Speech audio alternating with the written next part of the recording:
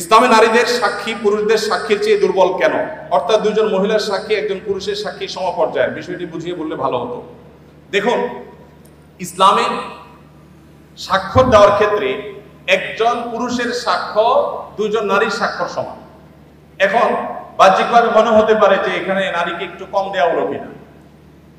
তো এটার মূল উত্তরে প্রবেশের আগে আমি যেটা বলতে চাই তা হলো, আল্লাহ রাব্বুল আলামিন আমাদেরকে যে বিধিবিধান দিয়েছেন তার সবগুলো যথোপযুক্ত। আল্লাহর বিধানের কোনোটার উপযুক্ততা যথার্থতা যদি আমার বুঝে না আসে, তাহলে বুঝতে হবে এটা আমার সীমাবদ্ধতা। এটা আমার সীমাবদ্ধতা। আমি সৃষ্টি হয়ে স্রষ্টার সকল আদেশ নিষেধের তাত্ত্বিক তাৎপর্য এবং তার যৌক্তিক দিক এটা আমার উদ্ধার করতে পারাটা আবশ্যক নয়, বরং যুক্তির দামি হলো আমি সৃষ্টি হয়ে স্রষ্টার সব আদেশ নিষেধের যথার্থতা আমার বুঝে আসবে না, এ না আসাটাই বরং স্বাভাবিক। একজন সামান্য গাড়ি চালক, সামান্য একজন প্রহরী, একজন ছোট চাকরি করা মানুষ, তিনি প্রতিষ্ঠান মালিকের অনেক সিদ্ধান্তের যৌক্তিকতা বুঝতে পারেন না, না পারাটাই স্বাভাবিক। কারণ যে তিনি যদি সবকিছুর যৌক্তিকতা ধরে ফেলতেন তাহলে তিনি তার পর্যায়ে পৌঁছে যেতেন। আল্লামা ইকবাল বলেছেন, জু সমঝ মে আ গই ও ফির খুদা কিউ কর হুয়া। যাকে আপনার বিবেক বুদ্ধি দিয়ে সবকিছু রপ্ত করতে ফেলেছেন তিনি আবার আল্লাহ হয় কিভাবে? আল্লাহ তো সে মহান সত্তা যে আপনার বিবেক দিয়ে বুদ্ধি দিয়ে তার সবকিছুকে আপনি রপ্ত করতে পারবেন না। এখানে তো তার বিশালত্ব, এখানে তো তার মহত্ব। ছোট একটা উপমা দেই। এখন বিদ্যুৎ আছে, আমরা জানি আমাদের ঢাকা শহরে যে তারগুলা ঝুলে আছে এক এক এলাকায়, আপনার যে রাস্তাঘাটে পিলারের রাস্তার ধারে পিলারে যে সমস্ত তারগুলো ঝুলে আছে, বিরাট জঞ্জাল, দেখতে খুব দৃষ্টিকটু লাগে। আমাদের অনেক কিছু হয়েছে কিন্তু তারগুলো দেখতে খারাপ দেখা যায়। এখন ধরা যাক আজ থেকে 100 বছর আগের একজন মানুষ পৃথিবীতে এখন ফিরে আসছে। যুক্তির খাতিরে শুধু আমরা ধরে নিই যে একজন মানুষ 100 বছর আগের ছিলেন, তিনি ফিরে এসেছেন। তিনি এই বৈদ্যুতিক যে টেকনোলজি এ সম্পর্কে কোনো ধারণা তার নাই। এই ভদ্রলোক এসে সুন্দর করে একটা চাকু নিয়ে বা ধারালো কিছু নিয়ে তিনি এই তারগুলো একেবারে পরিপূর্ণভাবে সাফ করে দিয়েছেন কেটে। কারণ এগুলো দেখতে খারাপ দেখা যাচ্ছিল, শহরের সৌন্দর্য নষ্ট করছিল, তিনি পরিষ্কার করে দিয়েছেন। তার এই পরিষ্কার করার কারণে তাকে গ্রেফতার করে থানা জেলে নেওয়া হলো। এরপরে তার নামে মামলা হলো, তার নামে মৃত্যুদণ্ডের রায় আসলো এবং তাকে মৃত্যুদণ্ড দিতে নেওয়া হলো।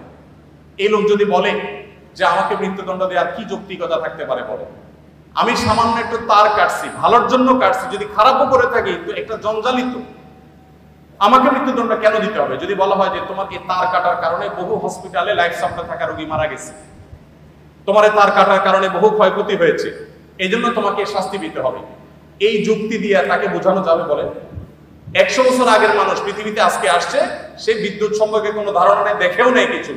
এই লোককে যতই যুক্তি দিয়ে বোঝানো হোক যে তোমার সামান্য এই তার কাটার কারণে অনেক ক্ষতি হয়ে গেছে, এটা কি সে বুঝবে? বুঝবে না। আমরা যে এক জায়গায় সুইচ দিলে আরেক জায়গায় ফ্যান ঘোরা শুরু হয়, এখন তো আপনার কমান্ডে অর্ডার করা যায়। এই যে ওয়ালে সুইচ দিলে ফ্যান জ্বলে, ফ্যান ঘুরে, আবার সুইচ বন্ধ করলে ফ্যান থেমে যায়, এই টেকনোলজি যিনি জানেন না, এরকম 200 বছর আগে, 150 বছর আগে, 100 বছর আগের মানুষ যদি পৃথিবীতে আজকে এসে তাকে যদি বোঝানো হয় যে এটা টিপ দিলে এটা ঘুরবে, সে বলবে ইয়ার কি মারো না, এটা কিভাবে সম্ভব? তো মানুষের টেকনোলজি সম্পর্কে ধারণা না থাকলে তার কাছে সেটা অযৌক্তিক মনে হয়, ইলজিক্যাল মনে হয়। তো যিনি টেকনোলজির সৃষ্টিকর্তা, আল্লাহর টেকনোলজি সম্পর্কে আপনার যে আইডিয়া না থাকে, আপনি প্রশ্ন করবেন ভাই এটা কিভাবে সম্ভব? আমরা একবার সুবহানাল্লাহ বললে এতগুলো গাছ হয়ে যায়, জান্নাতে এটা এটা হয়ে যায়, এগুলো শুনে আমাদের মনে প্রশ্ন জাগতে পারে কিভাবে সম্ভব? মুখ দিয়ে সুবহানাল্লাহ বলবো আর ওখানে গাছ হয়ে যাবে, কেমনে সম্ভব? এখন আপনারা ভয়েস কমান্ড সম্পর্কে জানেন। ভয়েস কমান্ড এমন ভাবে সেট করা সম্ভব যে এখান থেকে আপনি ভয়েস কমান্ড দিবেন, আরেক জায়গায় কাজ শুরু হয়ে যাবে। সম্ভব না? সম্ভব না। তো মানুষের টেকনোলজি যদি এই হয়, তাহলে আল্লাহর টেকনোলজি কি না হতে পারে? তো এই জন্য ভাইকে আমি প্রশ্ন উত্তর প্রথমে বলতে চাই, আমি হয়তো একটা যুক্তি আপনাকে দিতে পারবো। সবচেয়ে বড় যুক্তি হলো আল্লাহ রাব্বুল আলামিন নির্দেশ করেছেন মেয়েদের 2 জনের সাক্ষ্য পুরুষদের 1 জনের সাক্ষ্যের সমান।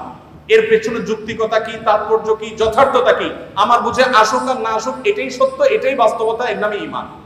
আর যদি বলেন যে আমার বুঝে আসলে আমি মানবো, না বুঝে আসলে মানবো না, তাহলে তো আল্লাহর প্রতি ঈমান আনলেন না, আপনার বুঝের প্রতি ঈমান আনলেন।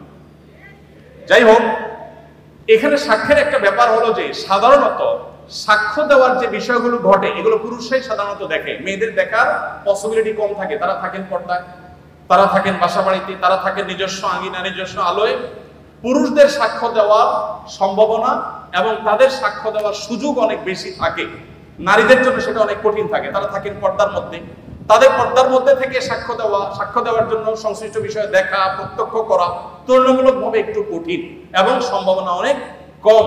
হয়তো সেই কারণেই দুইজন নারীর সাক্ষ্যকে একজন পুরুষের সাক্ষ্যর সমান ধরা হয়েছে, ধর্তব্য করা হয়েছে। এর বাইরে বহু যৌক্তিকতা বিভিন্ন গবেষকরা, বিশ্লেষকরা দিয়েছে। আমি মূল সূত্র সেটাই বললাম যে আল্লাহ তাআলা যেটা বলেছেন এর চেয়ে যৌক্তিক আর কিছু হতে পারে না। ধার্মিক পরহেজগার আল্লাহভীরু অর্থাৎ ভালো ইসলামিক জ্ঞান সম্পন্ন মেয়ে জীবন সঙ্গিনী হিসাবে পেতে চাইলে কি করা উচিত? সমাজের একেবারে হিরঞ্চি যারা হয় এরাও এসে মহিলা মাদ্রাসার প্রিন্সিপালকে বলে, হুজুর একটা ভালো মেয়ে দেখেন আমার জন্য।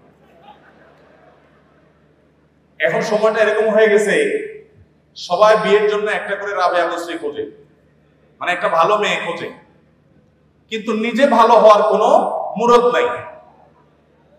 নিজে ভালো হওয়ার যদি কোনো মুরদ না থাকে আপনি ভালো করতে হবে। যিনি প্রশ্ন করেছেন তাকে বলতে চাই যে আপনি যদি ভালো জীবন সঙ্গিনী পেতে চান তাহলে আপনার নিজেকে ভালো মানুষ হতে হবে।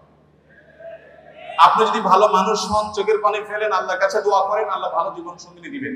আমি আমার বুঝ জ্ঞান হয়েছে থেকে যেদিন থেকে এই আয়াতের সন্ধান পেয়েছি, সূরা ফুরকান আয়াত নম্বর ৭৪, রব্বানা হাব লানা মিন আজওয়াজিনা ওয়া যুররিয়াতিনা কুররাতা আয়ুন ওয়াজআলনা লিল মুত্তাকিনা ইমামা। আল্লাহ আমার স্ত্রী সন্তান এবং মেয়েরা নিয়ত করবে আমার স্বামী সন্তান যাদের বরাদ্দ রেখেছেন আমার ভাগ্যে আপনি, আল্লাহ তারা যেন এমন হয় যে তাদেরকে দেখলে আমার নয়ন জুড়িয়ে যাবে, অন্তর শীতল হয়ে যাবে, চক্ষু শীতল হয়ে যাবে, এবং আমরা পুরো পরিবারের সব সদস্যরা যেন মুত্তাকিদের ইমাম হতে পারি। এই দোয়াটা এখন থেকে পড়া শুরু করে দেন।